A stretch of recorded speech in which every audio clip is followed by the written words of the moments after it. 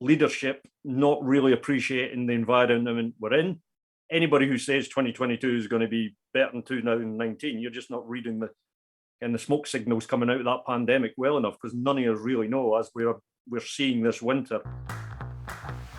Welcome to the Tourpreneur podcast. Travel industry veteran Shane Whaley will take you on a journey with fellow tourpreneurs, sharing their tips, ideas, insights, and success stories to inspire you to make your tour business the best it can be. And now, here is your host, Shane Whaley. Today on Tourpreneur, we hear from 3 listeners who attended the TIS and Arival at TIS in-person event in Seville, Spain. What did they learn, and what are they going to do differently in their businesses as a result of attending? Now, TIS is a new one on me, to be honest, so here is the official blurb.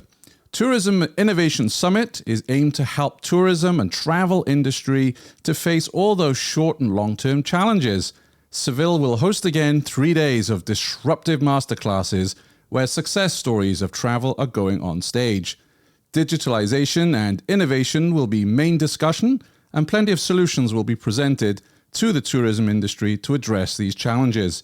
An event to find the right partners to evolve their digital strategies and implement them. A wide variety of technologies will be showcased in order to help tourism businesses become more competitive and, more importantly, restart the new ways of travel. So there are many buzzwords in this, so we thought it'd be really useful to get the lowdown on this event from 3 listeners who attended TIS and the Arival at TIS event. We have 2 first-time guests on the show today. Please welcome Philippa Lule, who is the founder at Portuguese for a Day Tours. We also welcome John French, who is the regional sales manager at redeem.com. And let's welcome back an old friend of our show, Peter Syme, tourpreneur, adventurer, strategist, digital transformation expert. Great to have you all back on the show again. Philippa, I'm going to start with you because you're a small to medium-sized tour operator. What was the attraction of attending this event for you? First of all, thank you so much for having me today. Pleasure. For me, it was the first time that I attended an event of this type. I've been to other types of conferences and like tourism fairs in mostly in Lisbon. But for me was the fact that it was the first time that I was going to attend something that had a day specifically for activities and tour operators. And just the opportunity and the fact of meeting new people and listening to new perspectives and see what was also happening in other countries, pretty much. Excellent. John, how about yourself? First time at TIS. What prompted you to go? Yeah, well, thanks again for having me on. Great to be here. Big fan of the podcast, Shane. So, same for me. So I've recently joined Redeem. So my background in travel has been less about the experiences and the things to do sector. So I've been to many airline, hotel conferences, and I really wanted to go and learn a little bit about the sector. It's not too far away from me, just a couple of hours flying. And I thought it'd be a great opportunity to meet a few people, do a bit of networking, and then see how it fits in with the wider TIS summit. Pity the Arival was only for a day. Actually, I could have spent a few more days there. So hopefully get a chance in San Diego or Berlin.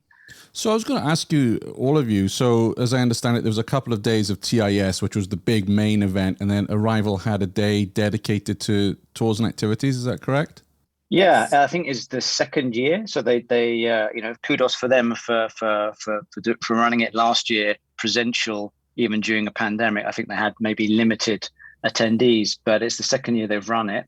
And you could flip between sessions. So you could stick in the attractions forum on the Thursday, or you could go to any of the other kind of verticals that they had on. They had like a hotel tech vertical, they had distribution, they had a few other verticals. So it's quite interesting to flip between the two.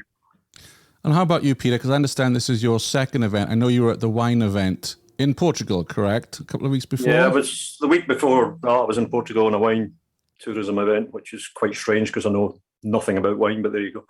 The attraction in Seville was, I did intend going last year, but obviously the pandemic got rid of that, so it didn't happen. So I was quite keen to go this year. The attraction, got to be honest, it was in Seville, and it's November in Scotland, therefore you can work it out. I'm quite happy to be in Seville for a few days. So that was one attraction, but then innovation in the title of the conference. I'm a bit of a sucker for any innovation that's going on in the sector. I want to be there and learning what's going on. So the way they were talking the event up hooked me in. And the other reason for my attraction was it was multi-operator, multi-industry sector. So it was across travel, just not tours and activities. Now, obviously, we spend all our time in tours and activities, and that's the area I spend most of my life in. But as the world changes, we are going to have to interact more and more with other parts of the travel industry, be that flights, be that especially accommodation and transport. So that was the kind of big attraction for me to step outside the tours and activities bubble a bit and interact with other sectors. And for you, did they deliver on the innovation piece? Well, when you go to somewhere called innovation and you've got to print off your pass to get in, it doesn't really get off to the best start, does it? So that was a kind of a wake up call. Was there innovation there? Yes. There is not obviously the job of the event hosts are basically just to showcase people there who are innovating. So yeah, I met people, had meetings, I went to presentations. That I would say there was some innovation going on. Was it mind-blowing innovation? Didn't see much of that. Seen a lot of people reinventing the past. A lot of people reinventing 2010, 2012, just with a different twist on it, which they couldn't really explain what their USP was, why use their tech compared with somebody else's.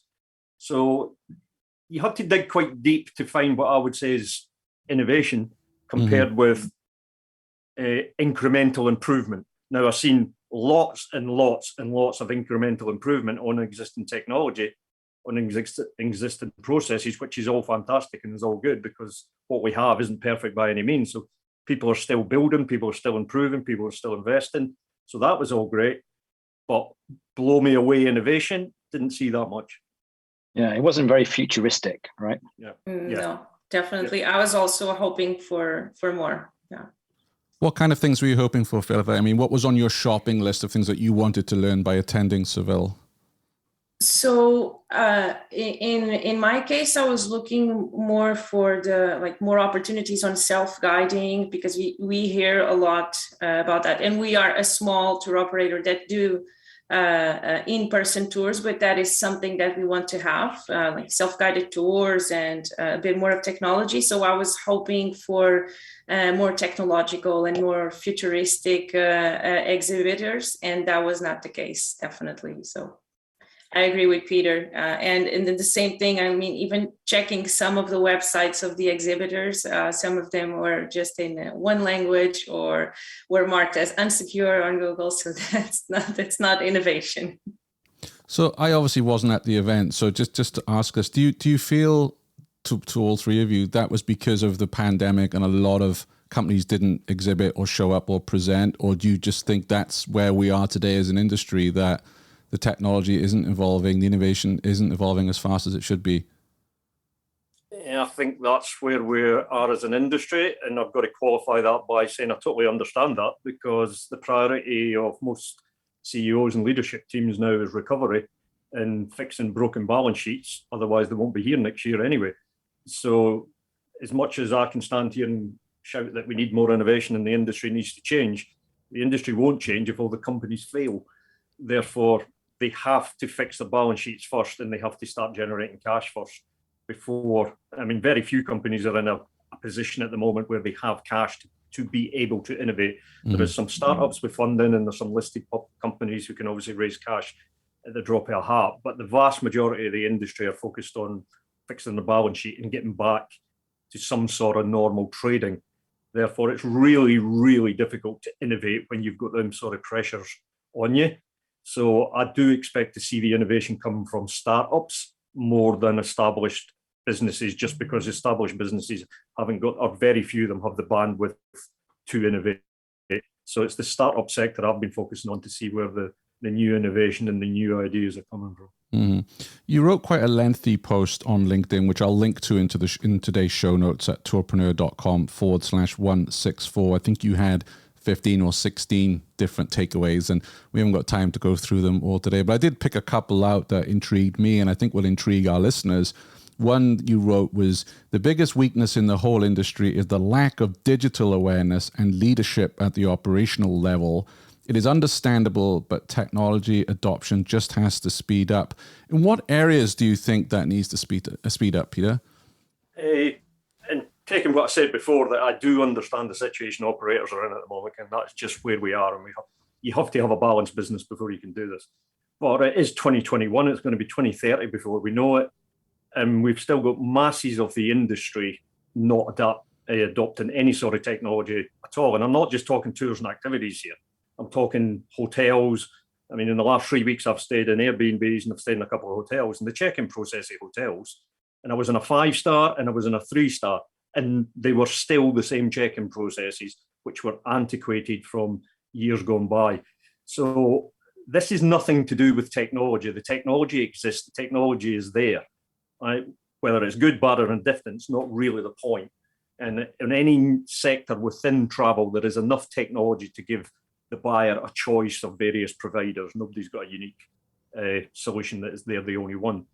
Therefore, you have to make the assumption if the technology is there and it's not been adopted, why is that?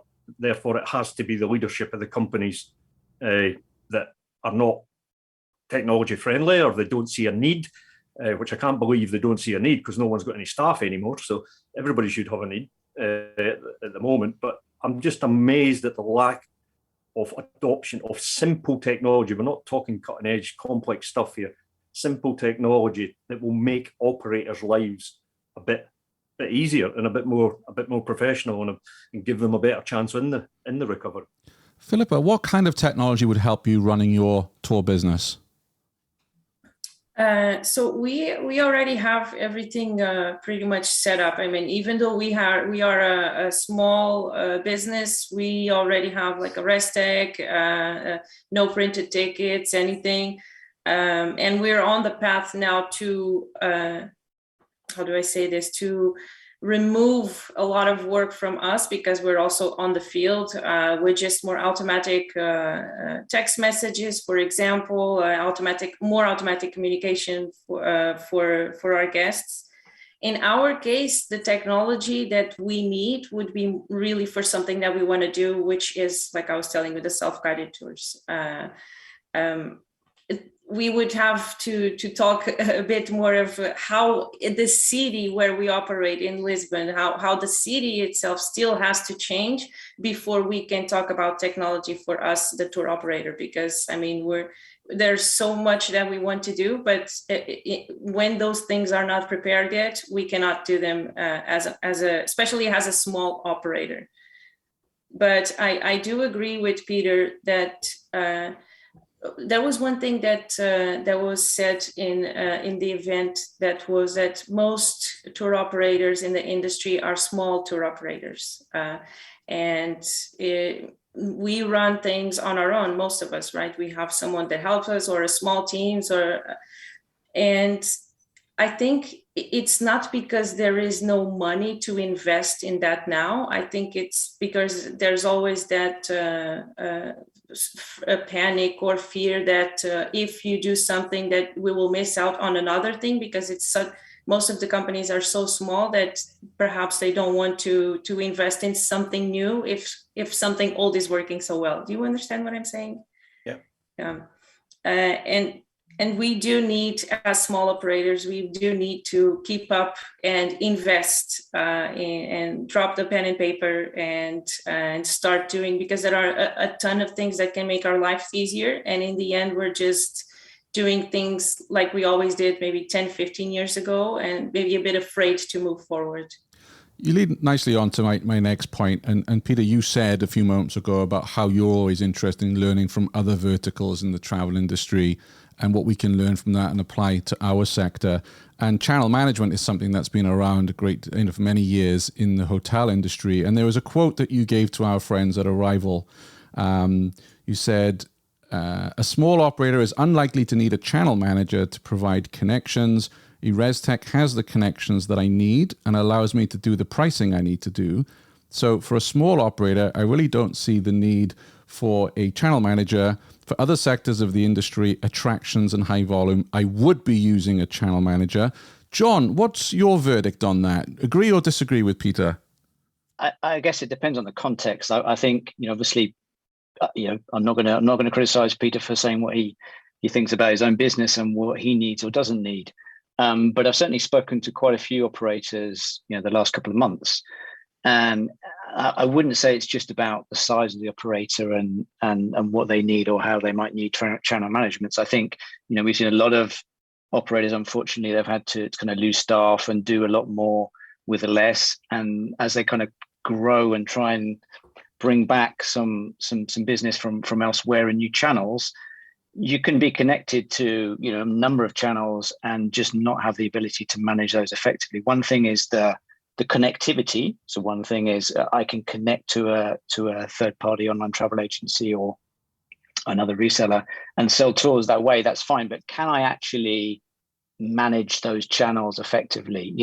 I see lots of smaller operators who are thinking as they come out of the pandemic about, I need to start developing a strategy for yield and distribution. So does it make sense for me, for example, that I have these OTAs that can sell any tour they like, any of my tours they like at any time? Or would I prefer that they actually, I'm happy for them to bring me international business, or I'm happy for them to bring me business that's more than a month out, but closer in, I'd rather push my own direct channels, or I'd rather, sell domestically directly. And I think the ability to actually manage the channels, there's a clue in the name, I guess, I think is increasingly important for people, even irrespective of size. It's just really about how do you want to control your business? And I think that allows you to that element of control. But clearly, other people run their business their own way. That's absolutely fine. Philippa, so for yourself, how much time does it take for you to work with all your different resellers and all the different channels that you sell through? What do you mean? How much time? I don't. So when you work with all the different OTAs and resellers, etc., how much time does that take? You were just saying, you're a small operator. You've got to do everything, right? From hiring and training tour guides to dealing with customers to selling your tours. Are you indeed working with different resellers and OTAs to sell your tours? Yes, we are. We work mostly with Vito and TripAdvisor. We used to work with Get Your Guide in the past, but we no longer do that. We have one tour that is our best seller tour that sells very well in Lisbon on Vito and TripAdvisor. And like I was saying, everything is pretty much automatic. It does take a bit of time. For example, if we have like a pickup included or something in the tour, but for the most part is pretty straightforward. We also have some of our tours listed on Expedia, but it doesn't bring a lot of business in our case, at least. And I guess the other challenge, Shane, is also around the offline channels, if you like. Because I know a lot of operators work with coach tours or people that sell their tours that are offline, and that's another layer of complexity you often need to manage. So I think it just also depends on the channel mix to a certain extent. Peter, how much time does it take you to work with all your resellers and OTA partners? In a normal year, so up until 2019, not a lot of time to set up, a lot of time to get it right.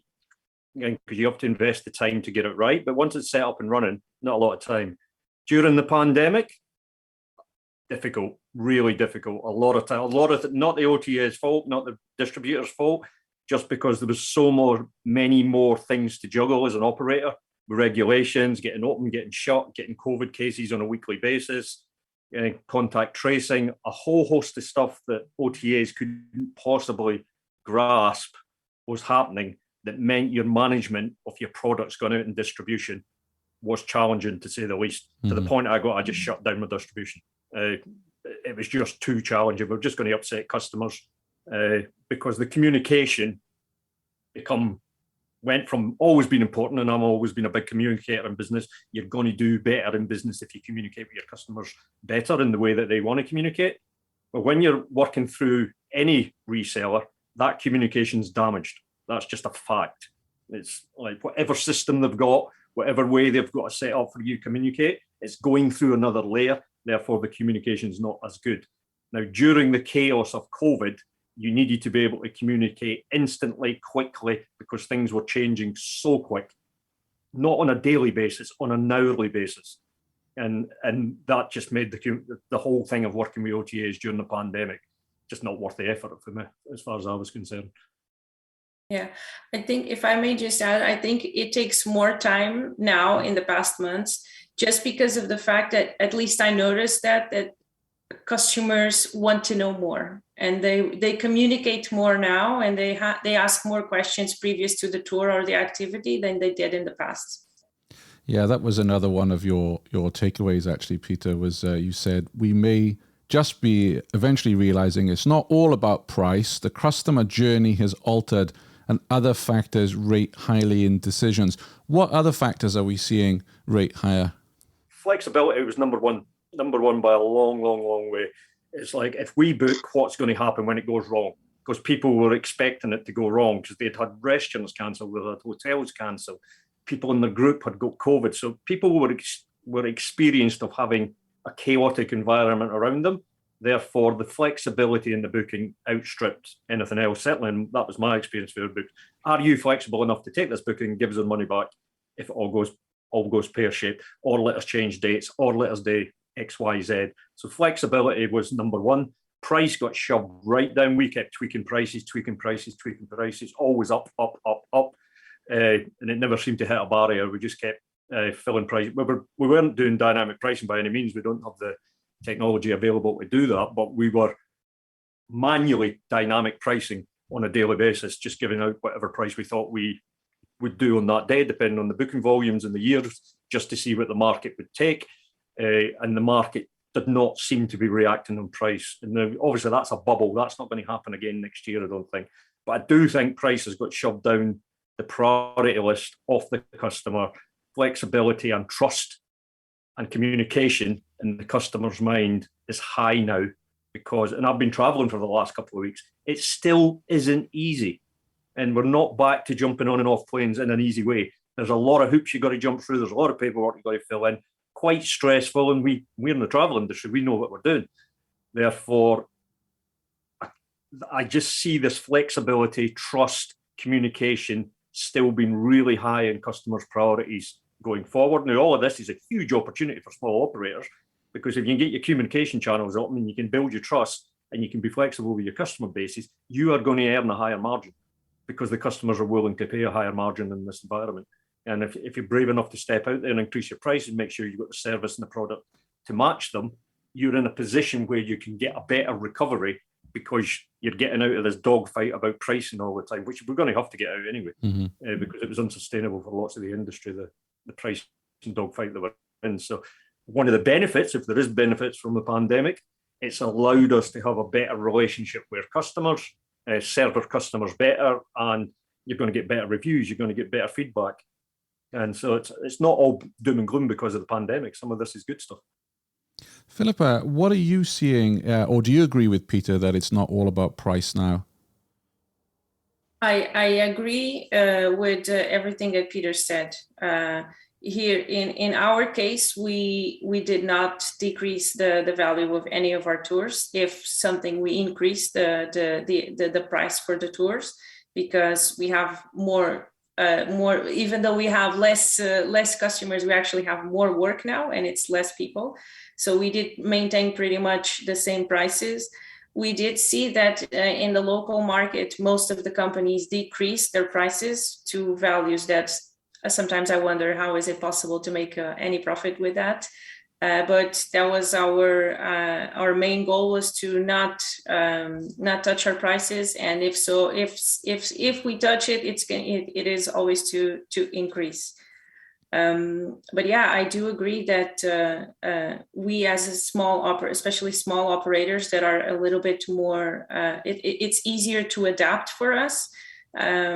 We can recover from this faster, because we have not only have the ability to adapt, but we also have always the will to to reply to customer right away within the next hour or something. Instead of receiving 10 emails, maybe we get like 5 or 6 and we can reply to every single one of them. So I think we build better customer relationships because of this, and especially now in a time where a lot of people are looking for this. Yeah. They are looking for, we talk about technology and that people want to get away from people, but the fact and what we see here is that people are craving for human contact, and they want to meet other people in the tours. They want to have dinner with the guides, for example, or something like that. So in our case, as small operators, I think we can definitely take advantage of this. Was there much discussion around this at TIS about this topic? Yeah, there was some, not a huge amount, but there was some. There was a lot of discussion about price, and most, not all, but most had seemed to have gone the up price route rather than down. There was some who discounted and just tried to grab whatever availability of volume there was, but the vast majority had took the decision that we have to increase our prices for the simple reason their costs had gone up, and in some cases quite substantially. And I was hearing everything from a few percent up to 20-25% on the cost base has gone up. Now, you can't, as an operator, you can't absorb 20%, 25%. If your costs are going up, you're going to have to increase your prices. That's just the reality of it. Otherwise, your margins are just going to get destroyed. So there was a fair bit of discussion around it, discussion around how flexibility, and discussion around how the customer journey had altered during. Most of the question was, is it going to change going forward? Not what we had. It's like, that's just a period in time. Is it going to change for 2022? Is it going to go back to what it was? Or is it going to stick the way it is at the moment?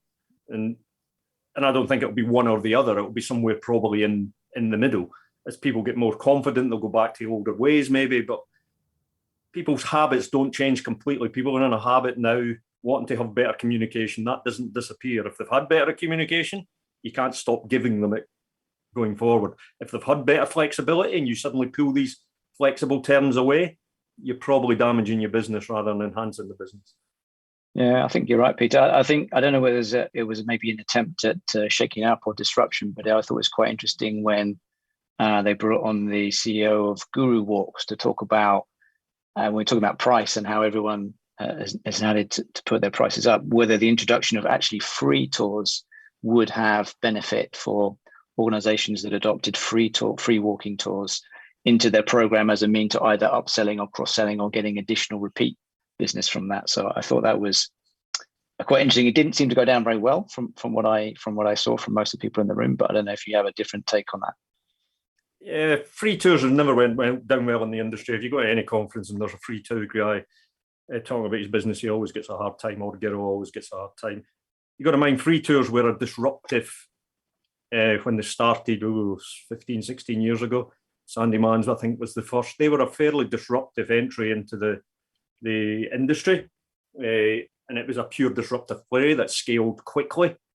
So I really don't have an issue with free tours. They are what they are, as long as explained to the customer what is expected. That's the only issue I have with them. Does the customer know what they're getting? Because we all know free is not free, and a free walking tour with a live guide is certainly not free. It's certainly not free. So to me, I didn't speak to many people who were adopting free tours into their mix. I did speak to a lot of people who were adopting self-guided into their mix, who 18 months ago, 2 years ago, wouldn't have even thought of putting self-guided into their mix. But that seemed to be a much bigger topic. Can I get new self-guided tours into my business model and allowed to scale back the business using self-guided as well as guided? So that, I was surprised how many people were talking, not on stage, I'm talking about conversations off. I was a bit surprised how many people were going that route, not because I don't like the business model. I think it's a great business model, and I think people should go that route. I was just surprised how many were adopting it so quickly. Yeah, it seemed to be a few tech companies kind of pushing technology to help with that side of the business as well. Yeah, I think a lot of operators have got their head around the business model of self-guided tours and how it can complement. It doesn't disrupt your existing business. It can complement your existing business in a great way, and it can everybody who's a live operator is restricted on scale in some way or other. But when you start going the self-guided route, you really are into a scalable model that can be scaled to whatever you want it to be.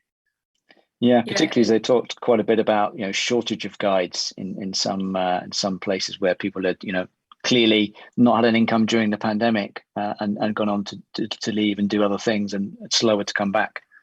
The lack of staff came up a lot. What I did notice, though, was it depended where the operator was geography-wise. So anything US, anything UK, massive loss of staff, massive disruption by no staff, very negative view going forward if they're going to be able to get the staff back. Greece, Italy, Spain, Portugal didn't hear as much. They seem to have better access to staff. The southern European countries had an impact, and people had left the industry for sure. But they seem to be much more confident in getting staff back, whereas UK operators, American operators were very negative about getting staff back.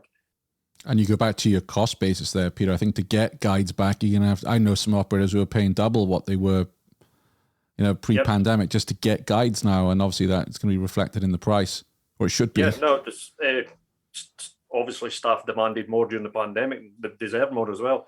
We had limited staff who were having to work lots more hours than they would normally work. Some of them 7 days a week. So they needed to be rewarded well, but that again has to be reflected in your price. And staffing is one of the biggest costs for most small operators, if not the biggest cost.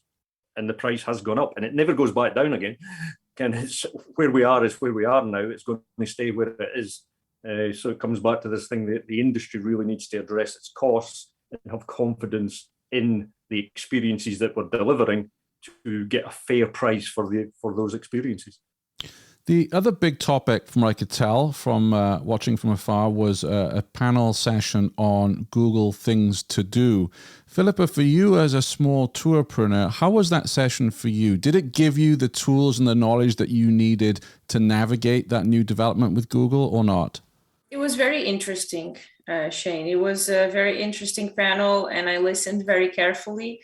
But in my opinion, it was an enlightening talk, but we still don't know what the future holds. And for us, what we really want as operators is to have direct bookings and not something that confuses the customer. And as for the moment, at least from what I understand, it's very confusing to make a purchase there.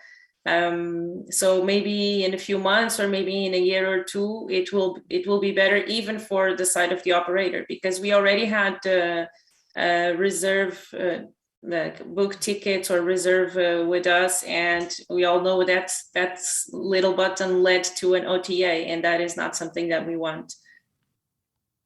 John, full disclosure here, I work for Redeem as well, though like I say, I wasn't at the event. What was your reading of that session? Because I know you've worked quite closely as a company with Google.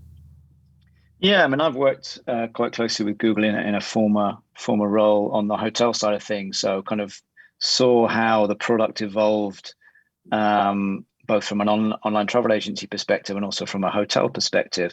And, they've always been fairly clear about their intention and why they're doing things. I think it's just taken time for them to evolve and come to a conclusion on what works purely through kind of user testing and seeing which kind of features, which placements drive the best conversion and the most adoption from customers. So I anticipate it being exactly the same as here. And as you know, Redeem is a partner with Google Things to Do. So we have bi-weekly calls with Google, and they kind of walk us through the things that they are planning to do, with the big caveats that if they do some testing and it doesn't work out, then they would change their approach. So as you know, we're covered by an NDA, so we can't discuss a lot of things publicly. But I was a little bit disappointed in the session that perhaps we didn't get that deep dive of where Google are coming from, what they're doing. I think there may even been some people from Google in the audience. So it's a pity that you don't get, things from the horse's mouth, so to speak. That said, I mean, you kind of have to be a bit of a Google geek, but they do publish blogs and they explain, what they're going to be doing, why they're doing it, what's driven them to make these decisions, and the fact that things will be evolving. So they will start in this form and then they will evolve the product. So clearly they've made a start with attractions I guess that's an easier thing for them to build, and then they will build out tours after that in a manner of ways that's yet to be 100% finalized. But I thought maybe there could have been the challenge with that session for me, and it sounds like Philippa kind of came away the same, that lack of perhaps authoritative people discussing the topic just leads to kind of uncertainty and then just speculation, which I don't think is particularly helpful. So maybe, I don't know. You had an OTA on there, right? So your tickets on there. You had Magpie, Christian Watts. Who else was on that panel? Can you remember? On that panel was tickets and Skyline Sightseeing and Magpie Travel with Christian Watts. The guy from Greece, no? So I was just curious to know who, because I'll tell you where I'm coming from with this. Quite a few listeners said, hey, can you run a session on Google Things to Do on the podcast? And I just said, no, I'm not going to do it, because from what I can tell, the thing changes every 2 weeks. So we get everybody on.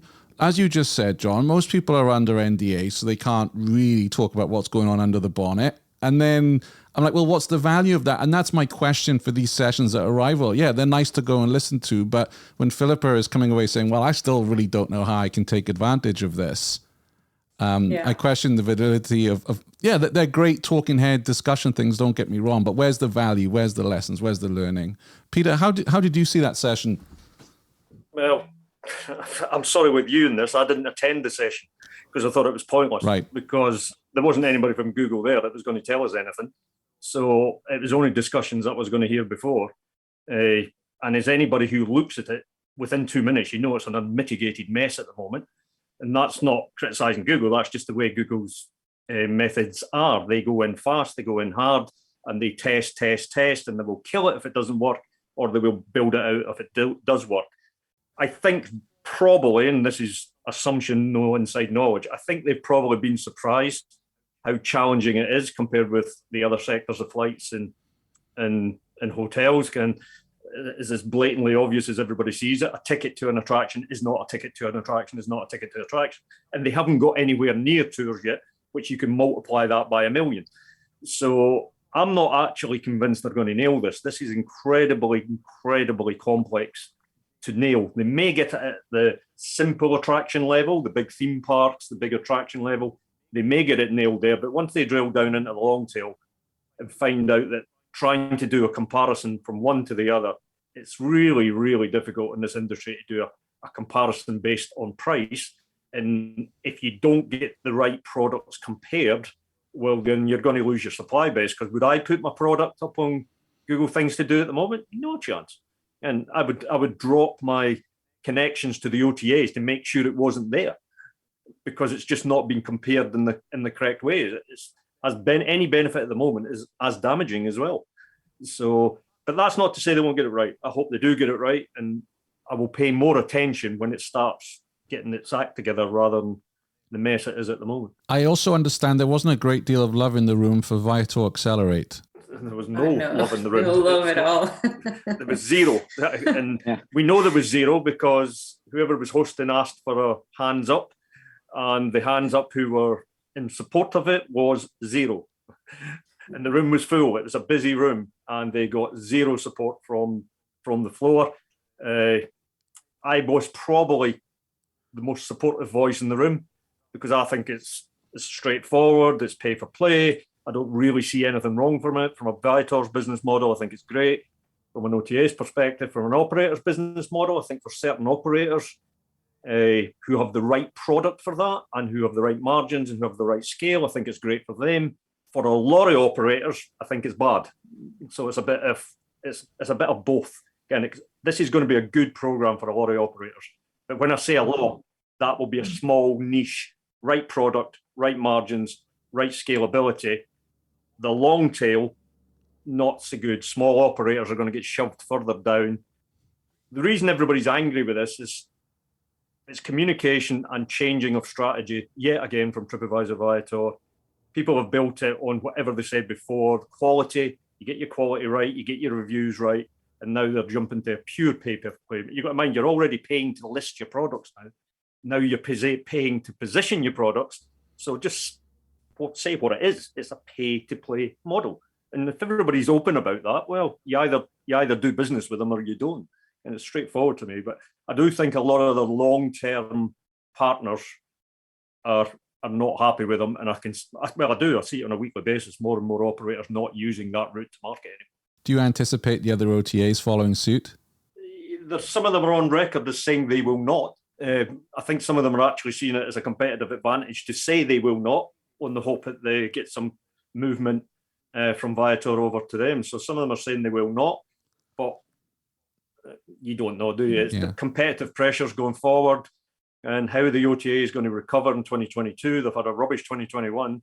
So you just can't say. To me, it's just the natural evolving of these marketplace models. So I don't actually see anything wrong with it. It's just not great for the operator. But then it comes back to what I've been saying for decades.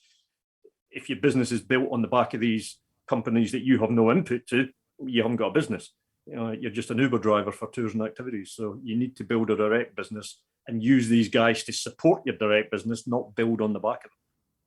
And it's been something that OTAs have been doing for hotels for many years. You see Booking, as I remember, I'm old enough to remember Booking entering the market with a very low base commission, and then gradually over time just building that up to the extent where they say that if you want to be on page one, here's your commission.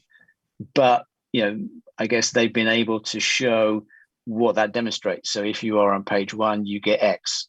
So you can kind of weigh out whether you'll get that additional revenue, which I guess Viator won't be in a position to be able to do that till they've got enough data. But it happened something similar a couple of years ago with Bokun, right, and TripAdvisor, and everyone was talking that if you pay this and this and you subscribe to all the different products of Bokun, that you're going to be on the top chart on TripAdvisor. And at least here in Lisbon, it didn't change so much, the positions of the operators. So I don't know if they discovered that operators were not willing to do it, or if it didn't work out. So maybe with Accelerate, it will be the same.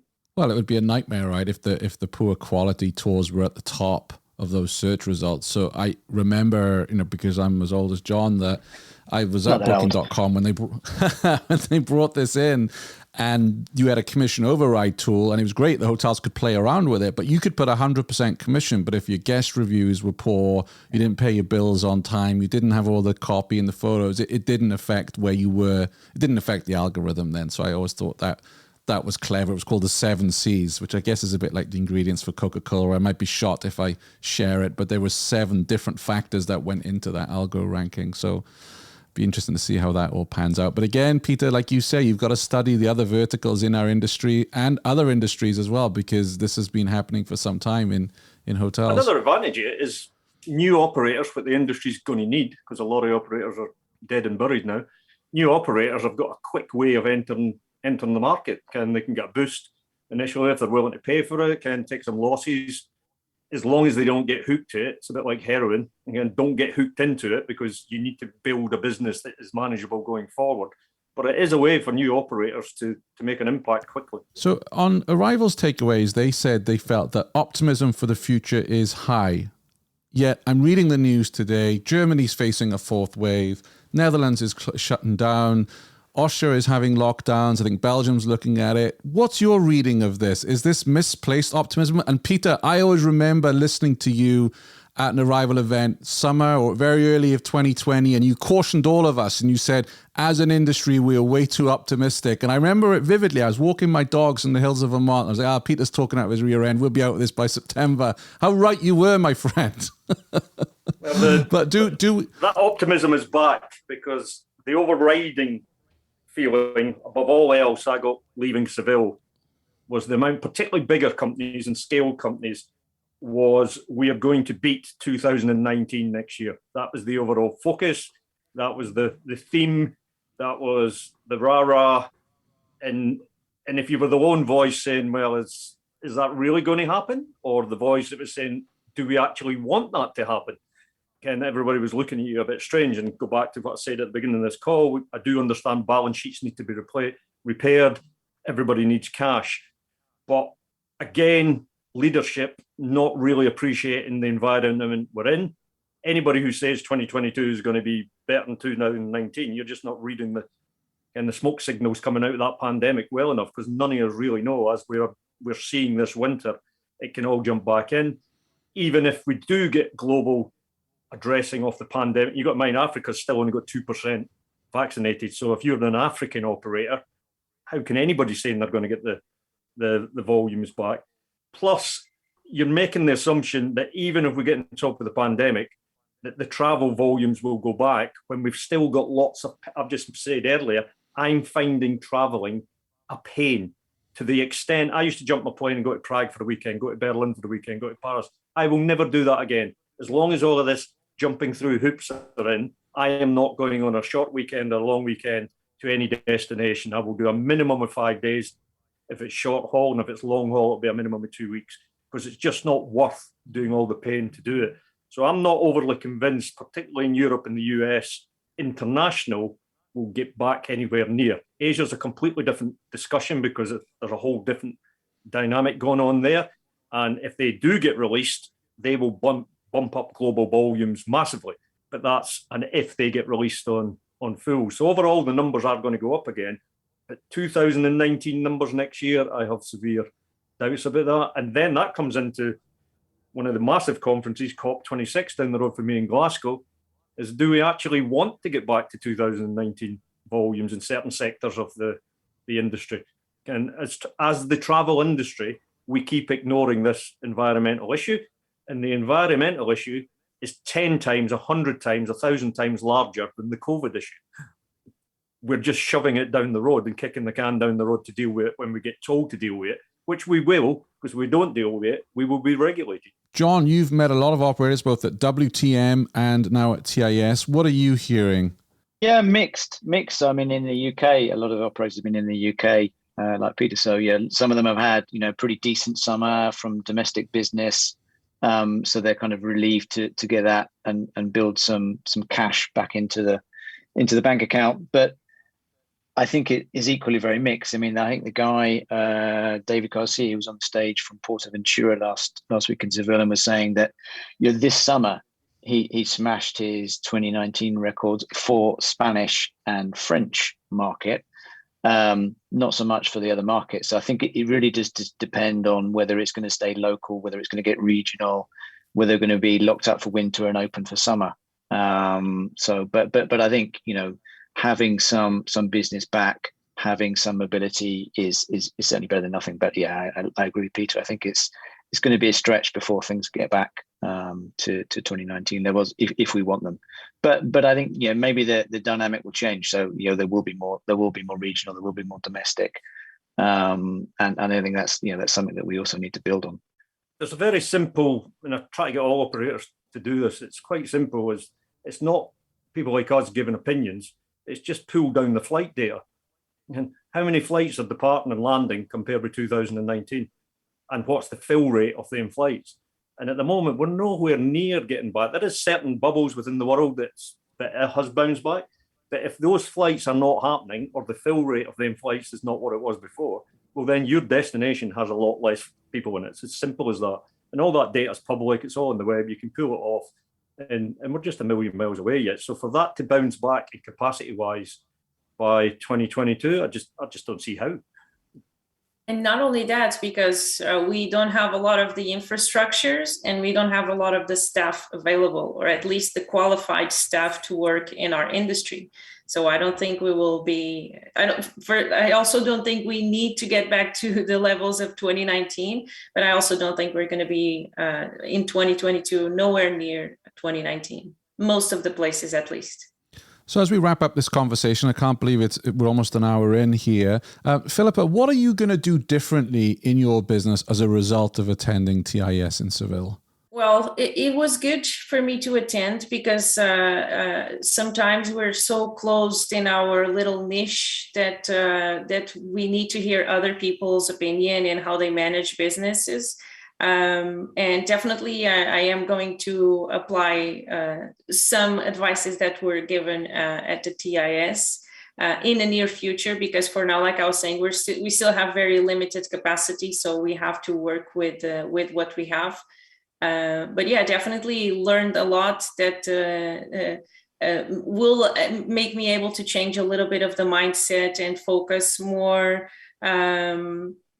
also in trying to help and organize the destination itself, and to make me able to work the products that I have in this destination. That was one of the things that I learned, was that as tour operators, we also have to make more for the destinations if we want to be able to work in a destination. And I say this because I have the example. My closest example is Lisbon, and Lisbon is growing a lot in the past years. I mean, we've been having a boom in tourism. Even in the past months, it was definitely a boom, and no one was expecting it. And the city is not prepared for that. And as operators, most of the times we just focus on our daily things, and we don't complain about the struggles that we have. And perhaps if we work more with other types of associations, that will be better for everyone. Yeah, that is definitely one of the things that I'm going to try to do. And at least here, maybe it will make a difference. Yeah.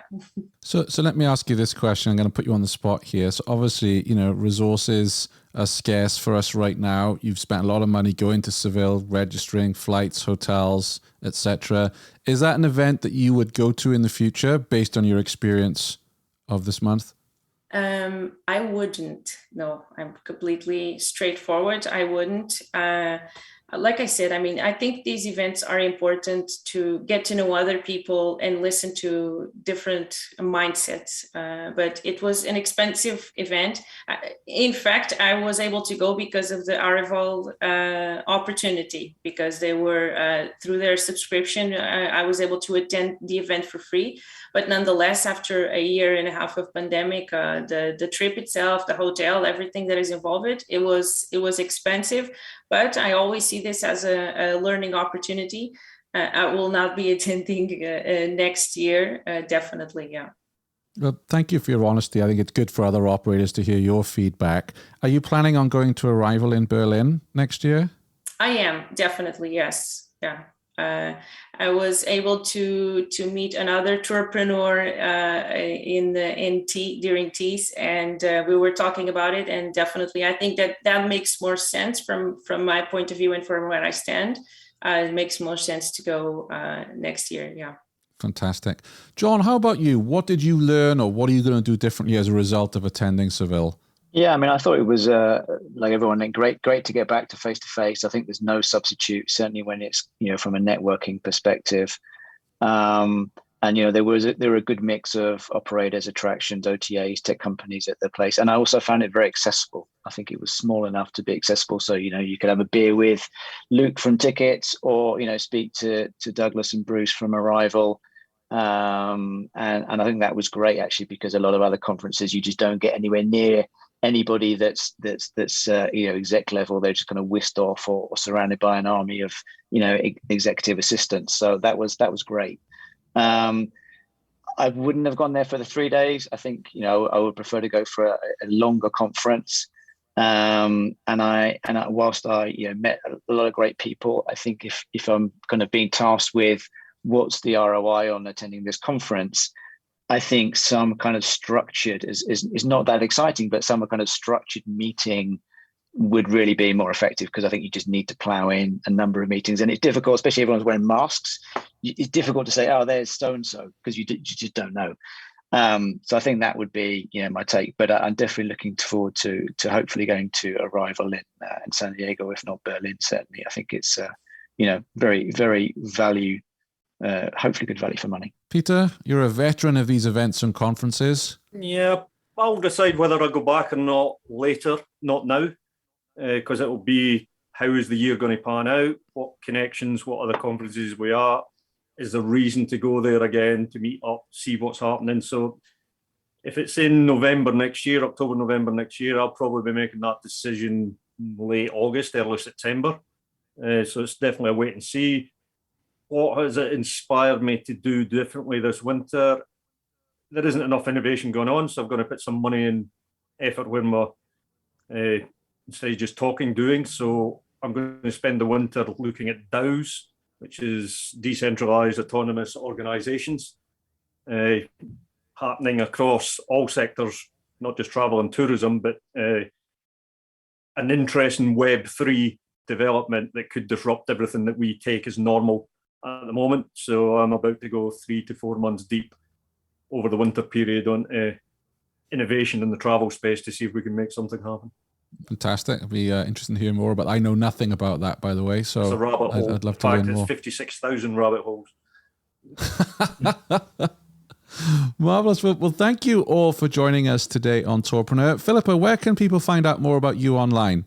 So you can find about us on PortugueseForADayTours.com. We're also on all our social media with the same name, Portuguese for a Day. We have a few YouTube videos where you can also see my face. And we're in Lisbon every day, 365 days. So come visit us if you want. Yeah. Excellent. Thank you very much. Obrigado. De nada. John, where can people find out more about your company online? We're on LinkedIn. We've got a website, www.redeem.com. If you want to find more about any of the products that we have or the solutions that we're offering, it would be great to hear from you. And Peter, how about yourself? Where's the best place to go for all your musings online? LinkedIn's by far the best place. I use it as my database, business-to-business connection. So LinkedIn definitely, or petersyme.com if you want to see what I'm up to these days. But LinkedIn by far. If you want to communicate, just message me on linkedin.com and I will answer. Fantastic. And I will add all of those links on today's show notes, which you can find at tourpreneur.com/164. Thank you, everyone, for joining. And more importantly, thank you to all the listeners. I hope you got a lot out of today's show. And if there's a guest that you want to hear on Tourpreneur or a topic that you want to hear us discuss, drop me a line at shane@tourpreneur.com. Thanks for listening to the Tourpreneur podcast. Be sure to visit tourpreneur.com to join the conversation and access the show notes, including links to the resources mentioned on today's episode. This is Tourpreneur.